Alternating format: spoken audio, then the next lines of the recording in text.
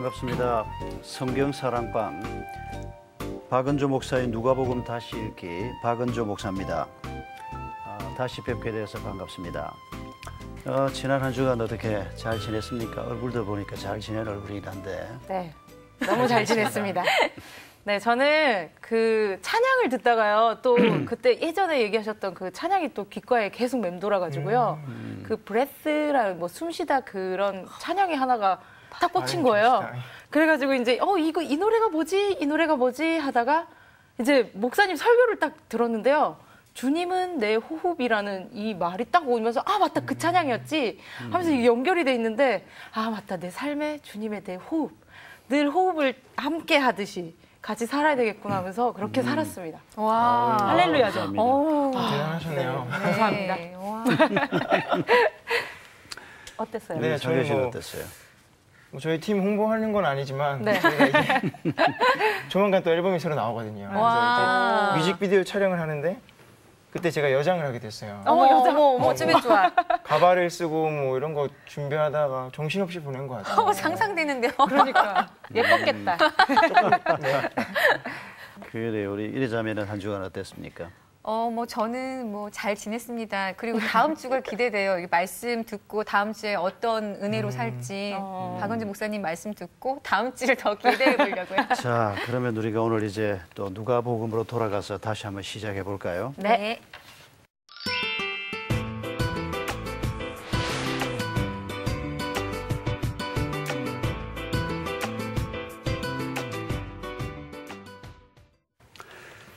누가복음 1장 75절부터 79절까지 우리 돌아가면서 한 절씩 읽겠습니다. 제가 먼저 읽습니다. 종신토록 주의 앞에서 성결과 의로 두려움이 없이 섬기게 하리라 하셨도다. 이 아이여, 내가 지극히 높으신 이의 선지자라 일컬음을 받고 주 앞에 앞서 가서 그 길을 준비하여 주의 백성에게 그 죄사함으로 말미암는 구원을 알게 하리니 이는 우리 하나님의 국률로 인함이라. 이로써 돋는 해가 위로부터 우리에게 임하여 어두움과 죽음의 그늘에 앉은 자에게 비치고 우리 발을 평강의 길로 인도하시리로다 하니라. 아멘. 76절을 주목해서 보면 이 아이여라고 말하고 있습니다. 누구죠? 요한? 예, 세례 요한이죠. 침례 요한. 자, 이 아이의 신분이 뭐라고요? 선지자. 선지자. 그리고 이 아이가 가지고 있는 사명이 뭐라고요?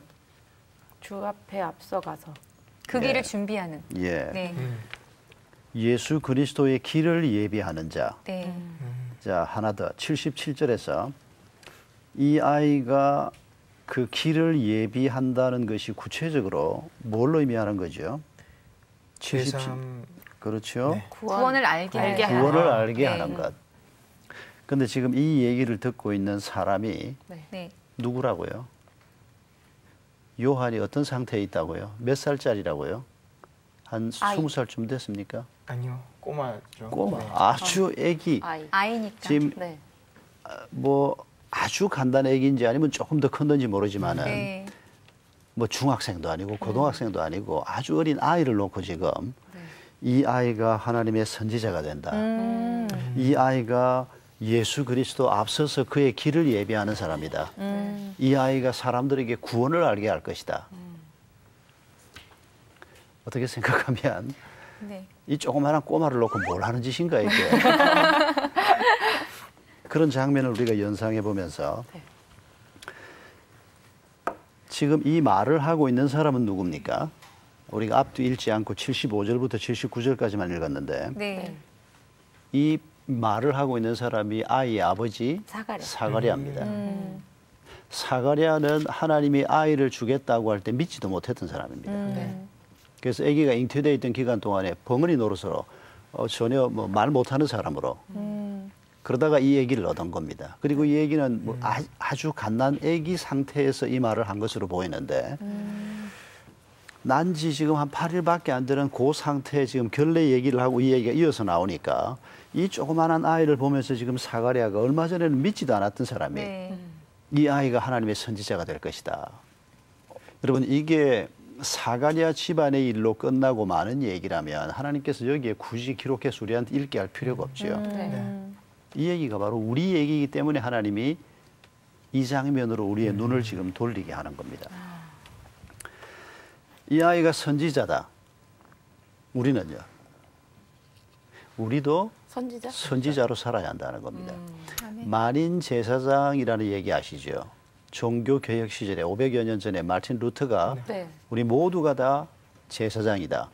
그래서 그걸 만인 제사장이라고 얘기하는데 예수님을 얘기할 때 예수님의 3직분을 얘기합니다. 그 중에 하나가 바로 제사장이요, 왕이요, 선지자입니다. 네. 예수님이 왕으로서, 제사장으로서, 선지자로서 사시닥하셨다는 겁니다. 그리고 그의 제자된 우리 또한 같은 길을 걸어가는 겁니다. 분량은 좀 다르지만은. 네.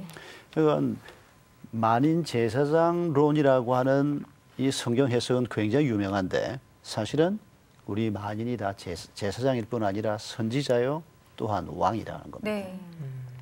왕이란 말 들으면 기분이 탁 좋아지려고 하는데 그렇죠. 왕, 최고의 권위자. 왕 같은 제사장이다 이런 얘기 항상 그렇죠. 하시니까요. 왕 같은 제사장. 네. 그런데 그 왕 예수 그리스도가 우리의 모범이신데 그분이 어떤 왕으로 우리 곁에 계셨습니까? 군림하는 왕이 아니고 아니죠. 섬기는 왕으로 네. 자기의 생명을 바쳐주는 왕으로. 네. 왕의 권위는 세상에서는 총과 칼에서 나오는 것처럼 군림하면서 왕의 권위가 생기는 것 같지만 예수 그리스도의 왕직은 피 흘리고 사랑하고 섬기면서 나오는 권위라는 겁니다. 예수 그리스도가 제사장 되신 것은 십자가 위에서 달려 죽으시고 피스메이커 역할을 하셨는데 우리는 그 정도까지는 갈 수 없는 제자인데 그러나 예수님이 이루신 그 일을 알게 하리라. 우리가 그 예수 그리스도의 십자가 사건을 많은 사람에게 알게 함으로 우리가 피스메이커 역할을 하는 그런 관점에서 우리가 이 선지자라고 하는 직분도 한번 함께 생각해 봅시다. 네. 특히 사가랴가 믿지도 아기가 태어날 것을 믿지도 않았다가 이 아기가 태어나고 난 다음에 하나님이 주신 마음을 가지고 그 조그마한 아기를 보고 이 아이가 하나님의 선지자로 자라게 될 것이다. 이 선언이 굉장히 중요한 선언이라는 겁니다. 내가 나를 볼 때 뭐라고 보아집니까? 제가 나를 볼 때 그냥 착한 사람. 누가요? 제가 죄송해요. 너무 교만했나? 아니야, 뭐 착한 사람 정도는 그래도 착한 말이다. 네, 감사해요. 예, 그게 아니고 뭐 돈도 별로 없는 사람, 네. 뭐도 못하는 사람. 네. 우리가 우리를 그렇게 보기도 아주 쉽잖아요. 근데 하나님이 우리를 그렇게 보지 말라는 겁니다. 지금 사가랴에게 주신 이 눈이 모든 그리스도인이 가져야 할 관점이라고 지금 말씀하는 겁니다. 네. 하나님께서 이 아기를 부르신 길이 바로 이런 길인 것을 알았는데 우리는 물론 나도 그러면 세례 요한처럼 뭐 똑같은 길을 갈 건가? 신학교를 갈 건가? 그건 우리가 알 수 없지만은 네. 그러나 선지자라고 하는 이 우리의 아이덴티티를 생각하면 같은 길이라는 겁니다. 선지자가 뭡니까? 하나님의 말씀을 알고 사람들에게 알리는 사람입니다. 그러니까 우리가 무슨 일을 하든 간에 네. 그 자리에서 우리가 해야 될 일은 우리의 삶의 목표는 결국 선지자라는 겁니다. 하나님이 그렇죠. 계심을 알리고 하나님이 어떤 분인가를 알리고 이게 우리를 보는 눈, 옆에 있는 사람을 보는 눈, 간단한 애기라도 하나님이 세워주신 사람일 때 그 아이를 보는 눈이 바로 이런 눈이어야 한다는 것입니다. 돈 없는 사람, 학교 성적이 나쁜 사람, 뭐 어떤 사람, 그게 사실일지라도 그 속에서 하나님께서 계획하시고 역사하시는 이런 일을 우리가 볼 수 있어야 한다. 그 얘기를 지금 하고 계시는 것입니다. 대표적인 귀절이 시편 128편 3절을 보면 이거 중요한 귀절이니까 한번 찾아봅시다. 시편 128편 3절 후반 부분에 내 식탁에부터 같이 읽을까요? 시작. 내 식탁에 둘러앉은 자식들은 어린 감람나무 같으리로다. 아이들이 많았습니다. 옛날에는. 지금은 네. 하나둘이지만은 네. 아이들이 뭐 5, 6, 7, 야곱은 12이었습니다. 아브라함만 해도 8이었고. 그런데 식탁에 자녀들이 둘러앉아 있는데 부모가 그 아이를 볼 때 물론 이 부모는 믿음의 사람입니다. 네. 지금 앞부분에서 남편, 아내에 대한 얘기가 나오고 그리고 자녀에 대한 얘기가 나옵니다. 믿음을 가지고 있는 사람이 자녀를 볼 때 어떤 눈으로 봐야 되나? 아유, 저게 공부도 못하는 게 저게 뭐가 될 건가? 저게 성질머리는 나쁜 게 저게 뭐가 될 건가? 이건 부모가 하나님 앞에 죄를 범하는 거라는 겁니다. 왜냐하면 보세요. 어떻게 보라고요? 어린 감람나무 같으리로다. 얘들 아직 돈 안 됩니다. 그런데 감람나무는 감람 열매 따서 이 올리브 나무입니다. 이게 올리브유를 만드는 아주 귀한 나무입니다. 그러니까 유대인들 집에 우리 집에 감람나무가 10그루 있다. 그러면 우리 집에 빌딩이 한 10채쯤 있다. 소리하고 정말요? 비슷한 소리라는 겁니다. 장난 아니네. 감람나무에 대해서 전혀 그렇게 생각 못했었는데 맞아. 여태까지 읽으면 그냥 나무 자체 그냥 나무인 줄 알았어요. 그냥 그 감람 열매가 바로 올리브유 재료가 되는 거니까 돈 되는 나무 이렇게 생각하면 틀림없어요. 하나님이 그 예를 가져와서 식탁에 둘러앉은 네 아이를 볼 때 지금은 당장 돈도 못 벌어오고 지금은 아직 부모 돈 그쵸. 갖다 써야 되고 네. 뭐 약점도 있을 수 있지만은 그러나 네가 하나님의 아들이냐 네가 하나님의 딸이냐 내가 너에게 준 자녀는 어린 감람나무 같을 것이다. 이런 눈으로 자녀를 보라는 거예요. 이게 사가랴에게 주신 말씀과 똑같은 말씀입니다. 이게 신약에서도 마찬가지입니다. 예수 그리스도를 만난 사람들이 귀하다는 게 뭐 그 사람이 장차 큰 일을 하지 않아도 귀한 사람이지만은 네. 그러나 하나님께서 그를 통해서 하시고자 하는 선지자의 역할이 있다는 것입니다. 하나님의 말씀이 그를 통해서 드러나고 그를 통해서 하나님의 구원이 주변 사람들에게 알려지고 얼마나 많이 네. 뭐 몇만 명? 아니요. 몇만 명이건 몇십 명이건 그건 우리의 은사나 우리의 상황에 따라 하나님이 정하실 거고 우리가 그런 사람으로 살아가게 될 것을 하나님이 말씀하시면서 갓난 아기라도 아직 어린 자녀라도 이런 눈으로 사람을 바라보는 이것 자체가 믿음이라는 것입니다. 아멘.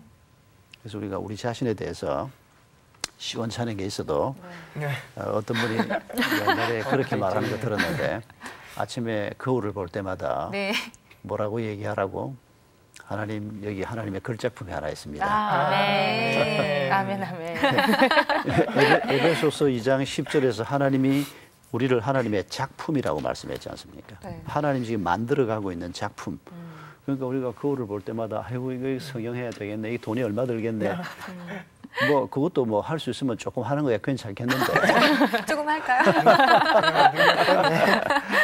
그러나 근본적으로 우리 자신에 대해서 뭐 이걸 좀 고쳐서 값이 올라가는 게 아니고 뭐 내가 걸치고 있는 옷이 비싸서 내 인격이 값이 올라가는 게 아니고 하나님이 나를 보는 눈, 그 눈으로 내가 나를 볼 때 내가 하나님의 선지자로 살게 된다.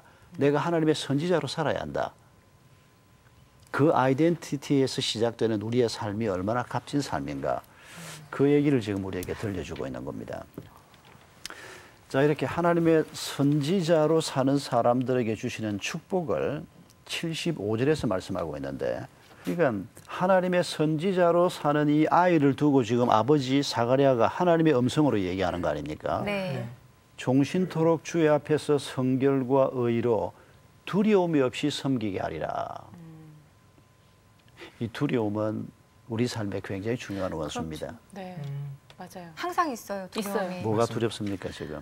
뭐를 해도 다 두려운 것 같아요. 무슨 선택을 했을 때 이게 올바른 선택일까 아닐까부터도 두려운 것 같아요. 꼭 어떤 두려움이 와서라기보다도 이거를 선택했을 때 이게 잘된 선택일까? 그 말은 내가 알고 있는 이 지식이나 판단이 바른 건가 하는 것으로부터는 두려움이라는 거죠. 두려움이라고 하는 것은 매사에 나타나는 거죠. 좋은 일이 생겨도 이게 오래 못 가지 않을까 두렵고. 그렇죠. 걱정. 뭐 모든 복병이 맞아요. 뭐 우리 주변에 깔려 있는 거거든요. 네. 근데 하나님께서 지금 어린 아기를 놓고 지금 이 아이가 하나님의 선지자로 살 것이다라고 얘기하면서 두려움 없이 네. 이게 얼마나 중요한 약속인지 우리가 한번 생각해 축복인 보자는 것 겁니다. 같아요. 맞아. 큰 집에 살게 하리라. 두려움 가득한 채. 돈 많이 재미없어. 두렵고 네. 남편 있는데 두렵고 그러면 아우 사는 게 사는 거겠어요. 그쵸. 바로 네. 그건데 그러면 우리가 어떻게 하면 이 두려움 없는 삶이 가능한가? 지금 이 우리가 본문 말씀 속에서 하나님께서 내가 너를 두려움 없이 섬기게 하리라, 살게 하리라. 이 말씀을 중심해서 어떻게 살면 두려움이 없다는 것일까? 이런 관점에서 본문을 다시 한번 봅시다. 첫째로 두려움 없이 살기 위한 첫째 전략. 76절에서 우리의 삶의 목표가 뭐가 되면 두려움이 없을까요? 주님 앞에 있는 거? 주님 앞에 있는 것. 예, 좋습니다. 또 다른 표현들. 주 그 앞서가는 그 길. 주님을 네. 따라가는 주님 앞에서 주님의 길을 예비하는 자로 사는 것. 이걸 우리가 다른 말로 바꾸면 하나님이 주신 사명을 따라 사는 그리스도인의 삶이라고 말할 수 있죠. 사명에 따라서. 그러니까 내 삶의 목표가 네. 돈 벌어서 행복하게 잘 사는 것 정도면 두려움은 절대 이기지 못할 겁니다. 돈이 있어도 두려움은 극복되지 않고 몸이 건강해도 두려움은 극복되지 않고 괜찮은 사람 만나서 결혼해도 그게 두려움을 극복할 수 있게 해주는 게 아니라는 거죠. 그렇죠. 그러나 우리가 어떤 환경 가운데 있든지 간에 하나님이 주신 삶의 목표를 가지고 내가 내 길을 간다. 이럴 때 두려움이 극복된다는 것입니다. 실제로 요한이 그런 사람으로 살지 않습니까? 네. 요한이 정말 두려움이 없었다는 게 우리가 어디에서 확인이 됩니까? 헤로드 왕을 공격을 하지 않습니까? 헤로드 왕이 잘못했다고 자기의 제수 동생의 부인하고 결혼을 했거든요. 그건 있을 수 없는 일이거든요. 근데 그걸 바로 공격을 하지 않습니까? 그러다가 결국 그 사건에 연루돼서 목이 잘려 죽지 않습니까? 네, 그런 상황에서 요한이 담대하게 외치고 있는 걸 보면 그게 자기의 사명이라고 생각한 거거든요. 네. 그렇게 죽어버렸지 않느냐? 아니, 어떻게 죽어도 죽을 건데 네. 죽는다는 것 때문에 두려워한다면 아무것도 못하는 거죠. 그렇죠. 요한이 죽음조차도 두려워하지 않고 하나님이 주신 사명을 가지고 자기의 길을 걸어가니까 아무것도 두려워하지 않나. 그러니까 헤롯이 오히려 요한을 감옥에 가두어 놓고 어쩔 줄 몰라 하고 헤롯의 얘기를 들으려고 지하 감옥으로 막 찾아가고 이런 장면이 나오지 않습니까? 네. 예, 그걸 보면서 우리가 아이고 감옥에 갇혀 있으니까 두렵겠다 이렇게 생각하는 사람은 하나님도 사명도 모르는 사람이지요. 아이고. 왕이 된 이 사람이 잘난 사람이고 죄수가 돼서 결국은 곧 죽고 말 이 사람을 우리가 뭐 본볼 게 있겠느냐. 하나님을 모르는 사람이에요. 가치관이 전혀 다른 사람이에요. 지금 우리에게 하나님은 헤롯 같은 사람을 예로 제시하는 게 아니고 요한을 예로 제시하고 있습니다. 자, 한 가지 더 보십시다. 75절에서 우리가 이렇게 하나님의 사명을 가지고 사는데 그 삶의 방법에 관한 말씀이 나오는데 어떻게 살면 두려움이 없겠다? 75절에서 성결과 섬기- 의로 성결과 의로 두려움이 없이 섬기게 섬기게 하리라. 세 단어에 주목합시다. 네. 성결, 의, 섬김. 섬김. 섬김은 사명과 연관되는 겁니다. 우리가 내 야망이나 내 뜻을 따라 사는 게 아니고 네. 하나님이 주신 섬김의 삶이 바로 사명이니까 그게 뭐 배우로 섬기는 것이든 가수로 섬기는 것이건 뭐 목사로 섬기는 것이건 주부로 섬기는 것이건 우리가 어디에 서 있든지 간에 주님이 나를 섬겨준 그 은혜를 감사하고 나도 섬기는 자로 사는 것 그게 바로 제자니까 요건 사명인데 그 사명의 길을 걸어가는 방법을 말씀하면서 성결과 의라고 하는 두 단어를 얘기합니다. 거룩하게 살려고 할 때 네. 성결, 거룩하게 살려고 할 때 우리가 두려움을 극복할 수 있다는 것입니다. 거룩하게 살지 못하게 될까 두려워하는 사람은 거룩하게 살기 위해서 실험을 하는 사람은 돈 때문에 두려워하지 않을 수 있습니다. 성결이라고 하는 단어의 가장 중요한 기본적인 뜻은 네. 다르다는 겁니다. 다르다. 다른 삶. 그러니까 세상 사람들과는 다른 길을 가는 구별된 사람, 삶. 구별되다. 네. 세상 속에 있지만은 세상과 하나되지 않고 네. 세상 사람들 방식으로 생각하지 않고 그렇죠. 네. 그렇다고 해서 세상을 벗어나지 않고 왜냐하면 하나님께서 우리를 세상과 분리된 사람으로 살라고 하지 않으니까 네. 그 속에서 그러나 그들과는 다른 방식으로 그들과는 다른 목적으로 그렇게 사는데 그걸 보여주는 표현이 성결과 의로라고 하는 표현입니다. 선미자매 얘기했던 네. 결혼 못하게 될 것 같아요. 그 얘기로 다시 한번 돌아가서 생각해 보면 네. 대부분의 사람들은 하나님이 결혼하도록 인도를 하십니다. 네. 그러나 대부분의 소수의 사람들은. 사람들 중에서는 또 싱글로 살도록 네. 하나님이 길을 인도하는 분도 있습니다. 하나님이 선미야 너는 혼자 살면서 평생 나를 섬기면 어떻겠냐라고 말씀하면 어떻게 할까? 저요? 조금 좀 처음에는 막 화낼 것 같아요. 처음에 왜 그러세요 저한테? 그러면서 이제 점점 이렇게 알았어요. 이러면서 네. 그 마음이 중요하다는 네. 거예요.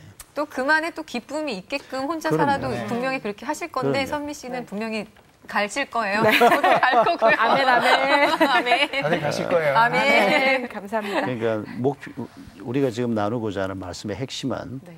그게 결혼 문제건 돈 문제건 뭐 어떤 문제건 네. 간에 우리 삶의 주인은 하나님이신데 아멘. 내가 소원하고 내가 구하는 거에 있어서 하나님 뭐 이렇게 살고 싶습니다. 우리가 기도하는 것 하나님이 다 받아 주시는데 그러나 최종적으로 하나님이 동쪽으로 그럼 우리는 동쪽으로 가는 사람이 되겠다.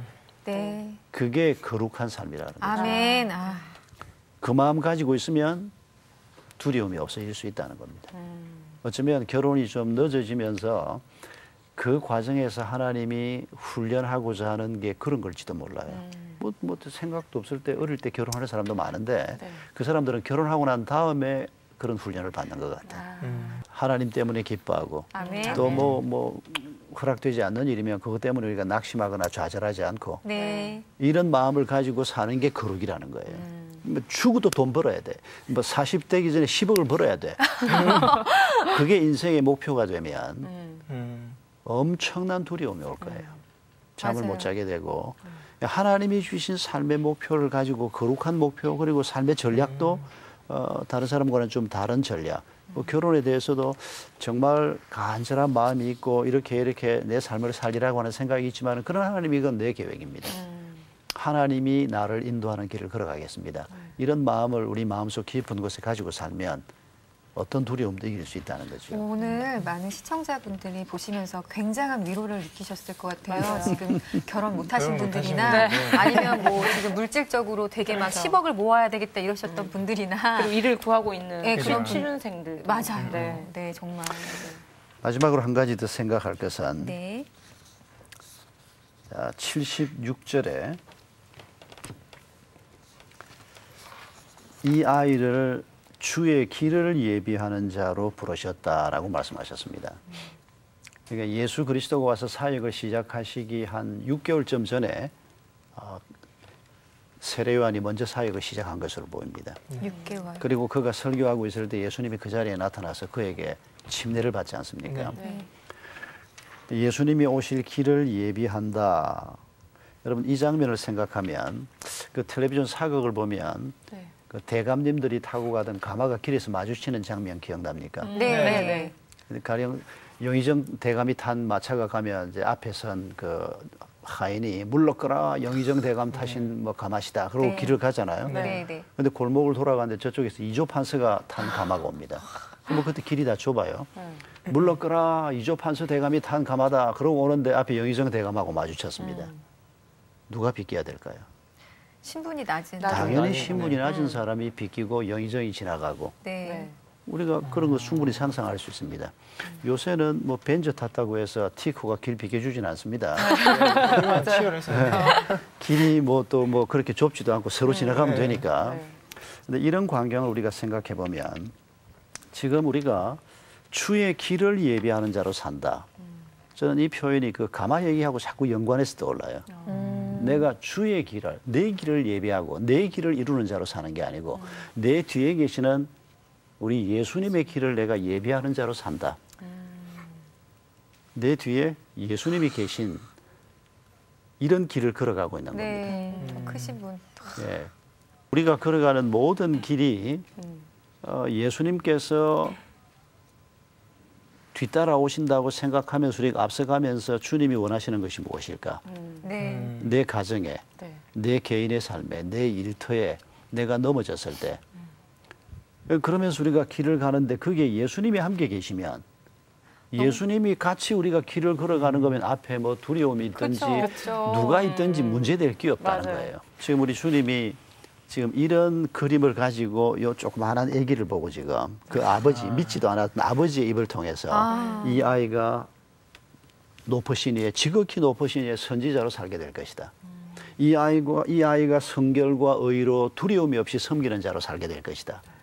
이게 조그마한 꼬마를 놓고 지금 그리고 그걸 또 막 이렇게 써서 우리한테 보여주시면서 읽고 묵상하라 그러고 여러분 여기에 담긴 이 그림 같은 이런 장면들을 우리가 떠올려 보면서 우리도 주의 길을 예배하는 자의 길을 걸어갈 때 내 길을 걸어가는 것이 아니고 그 길을 걸어갈 때 그리고 목표를 그렇게 정했다고 하더라도 방법이 만약에 거룩함과 의로운 방법이 아니고 성경을 읽기 위해서 촛불을 훔치는 거 괜찮을까요? 아니에요. 잘못된 방법. 방법이 잘못되면 안 된다는 거죠.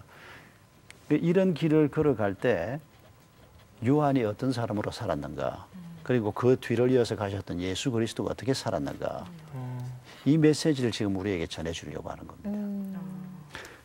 그래서 우리 또한 이 길을 함께 걸어가는데 신약 성경에서 우리가 주의 몸이다라고 한 말과 연관해서 생각해 보면 주님이 머리시고 우리가 주님의 몸 이 말은 명령을 주님이 하시는데 주님이 직접 힘든 자의 손을 붙들고 같이 울어주는 일을 직접 하시기보다는 우리를 통해서 하시기를 원하는 겁니다.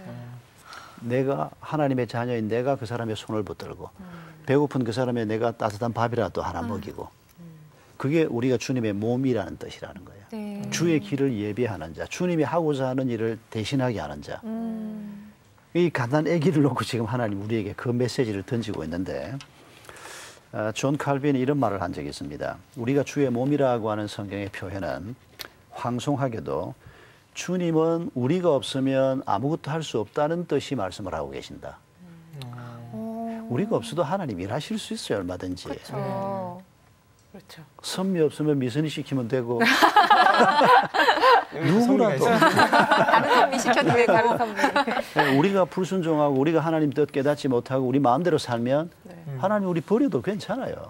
그런데 하나님 우리를 붙들고 가르치시고 기다려주시고 그러면서 지금 이 어린 애기 얘기까지 들추어내면서 너희도 동일한 길을 걸어가라. 너희가 없으면 나는 일할 수 없다. 마치 이런 톤으로 말씀하시는 것처럼 500년 전 분이지만 존 칼빈이 너무 하나님의 마음을 적절하게 잘 표현했어요. 하나님이 우리를 볼 때 지금 그렇게 보고 있다는 겁니다. 뭐 돈이 좀 벌리든지 안 벌리든지 내 이름이 유명해지건 안 유명해지건 예. 하나님이 우리한테 야, 나 너 없으면 일 못한다. 나 너 없으면 그 일 다른 사람하고 내가 어떻게 하냐. 네. 이런 마음으로 지금 우리를 바라보고 있는 그 마음을 우리가 오늘 다시 한번 품으면서 우리 또한 주님의 선지자로 살겠다.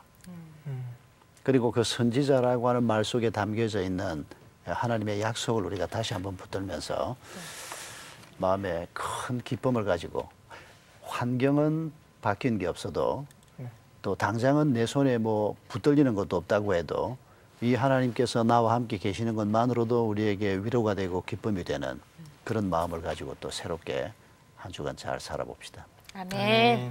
벌써 끝난 거예요? 금방 가시네. 와. 지금도 하나님 함께 뭐, 하세요. 아멘. 네. 오늘 우리가 나눈 말씀 중에서 혹시 뭐 좀 되짚어서 생각하고 싶은 말씀 있습니까? 한번 말씀해 보세요. 근데 이제 거룩하게 산다는 그게요. 그 말은 쉽잖아요. 그러니까 다르게 산다. 근데 이게요. 요즘에는 세상적인 것들이 너무 그러니까 표현을 어떻게 해야 될지 모르지만 그러니까 이게 아닌 건데 맞다라고 얘기를 하는 게 너무 많아서 그렇죠. 기독교인으로서 또 그거를 확실히 짚어주기가 좀 애매할 때가 있어요. 그거 어떻게 해야 될까요, 그때는? 뭐 동성애 문제라든지 네. 뭐 우리 주변에 지금 우리를 둘러싸고 있는 많죠. 사회 문화 현상이나 상황을 보면 네. 성경 말씀하고 배치되는 일이 너무 많죠. 네. 이제 내가 선지자로서 이런 상황을 어떻게 대처할 것인가? 내가 서 있는 자리가 어디냐고 관계가 있겠죠. 네. 내가 책임 있는 자가 아니면 길 가는 사람 붙들고 뭐라고 얘기하기는 어렵고. 그렇죠. 그런데 내 주변에 있는 가까이 있는 친구나 이런 사람들에게 이 내가 진리의 말씀을 아는 자로서 내가 어떻게 선지자 역할을 할 것인가. 이게 이제 성령께서 우리에게 주셔야 되는 지혜요. 아멘. 전략이 아닌가 싶습니다. 아멘. 지혜롭게. 네. 지혜롭게. 지혜를 구하면서 기도를 하시고 행하세요. 네. 아시겠죠? 정답. 그래 우리 네. 기도하겠습니다. 네. 감사하신 주님, 아기 요한을 바라보면서 그 아기가 태어날 것을 믿기도 어려웠던 사가랴의 입으로 이 아기가 하나님의 선지자로 살게 될 것을 주님의 눈으로 바라보며 기뻐하는 모습을 저희가 그려봅니다. 사가랴가 요한을 바라보았던 그 눈을 저희들에게 허락해 주시옵소서. 아멘. 저희 자신을 그런 눈으로 보게 해 주시옵소서. 아멘. 내 주변에 있는 사랑하는 가족들과 내 이웃들을 그런 눈으로 보게 해 주시옵소서. 아멘. 하나님의 눈으로 우리가 세상을 바라보고 사람을 바라볼 수 있도록 우리의 문제와 과제를 바라볼 수 있도록 주님 도와주시옵소서. 아멘. 그런 눈으로 우리가 바라볼 때 세상에서 희망을 발견하게 될 것을 믿습니다. 아멘. 세상 사람들이 구하는 희망이 아니고 온전한 희망 되시는 하나님이 오늘도 바로 그런 모습을 가지고 살고자 하는 우리 가운데 계심을 믿사오며 예수님의 이름으로 기도하옵나이다. 아멘.